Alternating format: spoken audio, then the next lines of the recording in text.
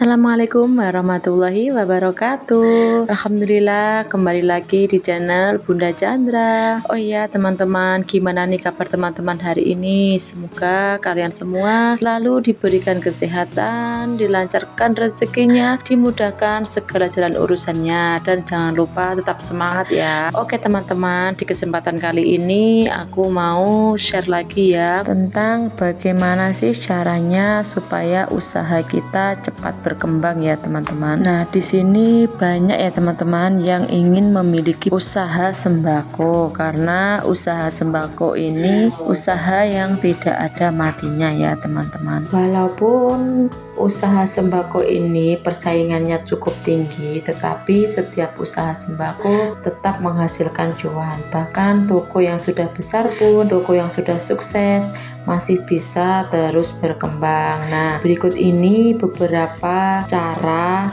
mengembangkan toko kita agar tetap bertahan dan terus menghasilkan rupiah ya teman-teman. Oke, tonton terus videonya, jangan di skip-skip ya supaya tidak ada kesalahpahaman. Yang pertama adalah membangun identitas toko.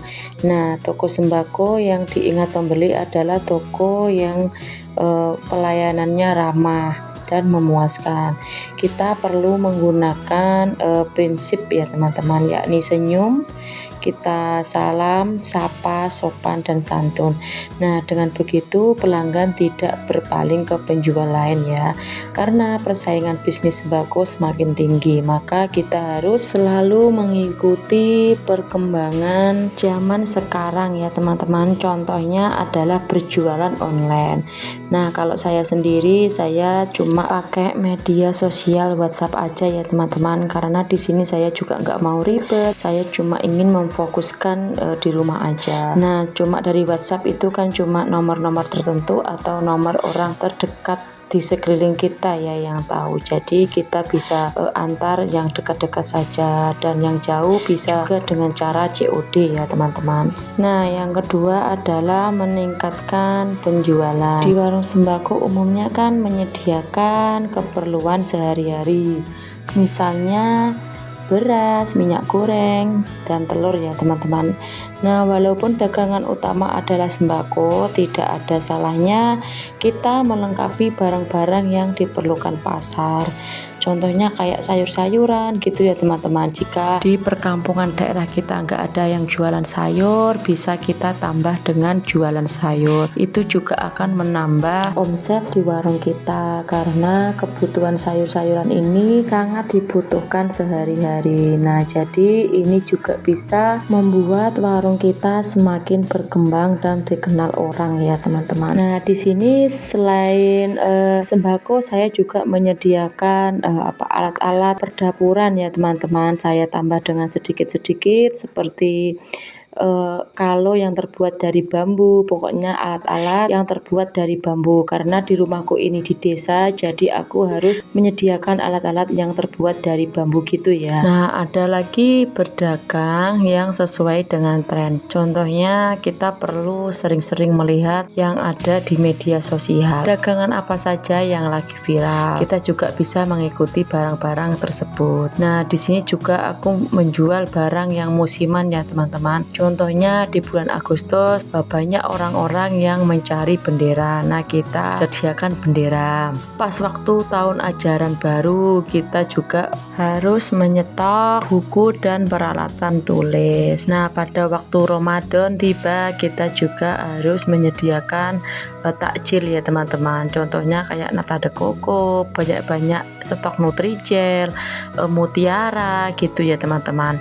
Nah, di waktu hujan tiba, kita juga harus menyediakan barang-barang seperti payung, ada lagi mantel. Walaupun mantel-mantel plastik kita juga harus sediakan ya teman-teman. Mantel yang murahan gitu, itu lakunya sangat keras. Ada lagi di waktu musim panen dan tandur. Nah, kita juga juga harus menyediakan apa saja yang diperlukan orang-orang di sekitar kita pas waktu musim-musim tertentu. Jadi kita bisa mengikuti perkembangan musim ya teman-teman. Jadi kita tidak boleh banyak-banyak menyetok barang ini terlalu banyak, karena barang-barang ini cuma akan laku di musim-musim tertentu ya. Nah, yang ketiga adalah memperluas jangkauan pasar ya teman-teman. Nah, ada banyak sekali ya teman-teman kategori produk sembako. Dalam satu kategori itu ada beragam jenis yang bisa kita temui. Contohnya pada kategori minyak goreng. Permintaan minyak goreng ini pembeli bisa beragam, mulai dari minyak goreng sawit, minyak goreng sayur, minyak goreng kelapa gitu ya teman-teman. Nah, kita juga harus menyediakan minyak mulai dari yang ukuran besar, kecil, tanggung. Kita harus sediakan walaupun itu cuma sedikit-sedikit. Nah, satu lagi kita harus menyediakan item atau merek minyak, semua jenis merek minyak ya teman-teman, walaupun itu cuma sedikit-sedikit. Jadi kita harus bisa menyediakan semuanya, karena peminat membeli minyak itu tidak sama ya teman-teman. Jadi mereka bisa memilih sesuai kebutuhan mereka dan jenis yang mereka sukai. Lanjut, di sini juga ada beras. Beras itu kategorinya juga banyak banget ya. Ada kategori premium, kategori lokal hingga super ya teman-teman. Jadi kita harus menyediakannya di toko kita, walaupun cuma sedikit tapi kita harus sediakan. Nah, yang keempat adalah menambah item atau nama barang. Tentunya tidak asal menambah jumlah dan jenis barang ya teman-teman, tetapi kita harus ada pemikiran barang apa saja yang kira-kira dibutuhkan orang-orang yang belum ada di toko kita. Jenisnya bisa beragam ya teman-teman, mulai dari makanan, minuman ringan, es krim, obat-obatan, alat-alat kebersihan, alat-alat listrik, pulsa, air galon, LPG, dan lain-lainnya. Ini juga bisa kita lakukan atas dasar inisiatif kita atau pemantauan kita sendiri, karena banyaknya orang yang menanyakan barang di toko kita tapi tidak tersedia ya teman-teman. Dengan semakin banyak item barang yang kita sediakan, maka omset kita juga akan semakin besar. Yang kelima adalah memperbanyak titipan. Biasanya barangnya berupa makanan atau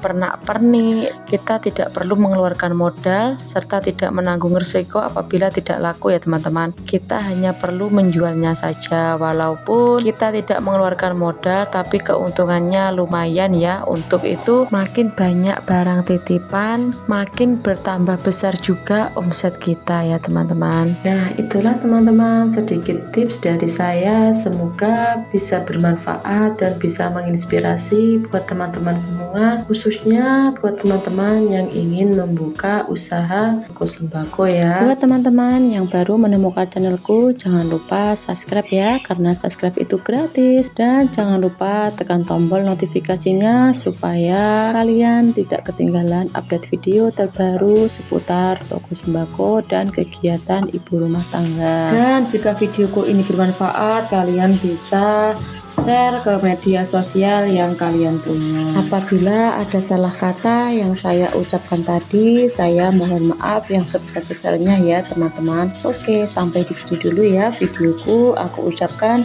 banyak-banyak terima kasih kepada semua teman-teman yang sudah menonton videoku dari awal sampai akhir. Semoga kebaikan kalian semua dibalas oleh Allah Subhanahu wa Ta'ala dengan kebaikan-kebaikan yang lainnya ya. Oke, sampai di sini dulu videoku. Aku ucapkan wassalamualaikum warahmatullahi wabarakatuh. Sampai jumpa di next video ya. Bye bye.